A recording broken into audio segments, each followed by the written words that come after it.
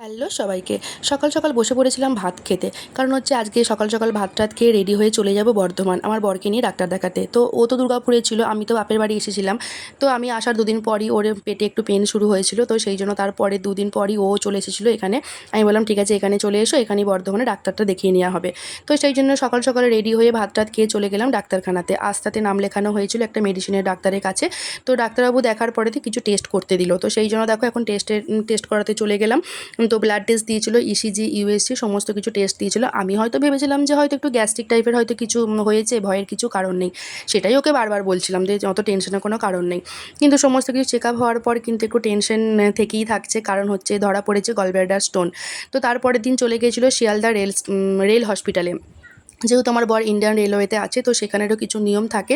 তো সেই জন্য রেল হসপিটালে গিয়ে দেখে এলো যে কীরকম কী সিস্টেম না সিস্টেম। তো দেখা গেল যে সেখানকার সিস্টেম হচ্ছে খুবই লেন্দি একটা সিস্টেম। তো সেই জন্য বলা হলো যে এতদিন আমরা ওয়েট করতে চাইছি না, যেহেতু তাকেও ধরো অফিস যেতে হবে, ডিউটি যেতে হবে। তো সেই জন্য ভাবলাম যে তাড়াতাড়ি সার্জারিটা করিয়ে নেব। তো একটা তোমার বড় সাইজের স্টোন আছে, যেটা তোমার 13 বাকি কিছু ছোট ছোট আছে। সেই জন্য বর্ধমানের একটা ভালো প্রাইভেট নার্সিংহোমে আমরা কথা টথা বলা হয়ে গেছে, সেখানে টেস্ট মেস্ট সমস্ত কিছু করা হয়ে গেছে, কাগজপত্র রেডি হয়ে গেছে। তো বলা হয়েছে যে রবিবার দিন বিকালবেলাতে অ্যাডমিশন নিতে, তো সোমবার দিন সার্জারিটা হবে। তো দেখা যাক, খুবই টেনশনের মধ্যে আছি। তোমরাও প্রে করো যেন আমার বর তাড়াতাড়ি সুস্থ হয়ে ওঠে, ও যেন খুব ভালো থাকে।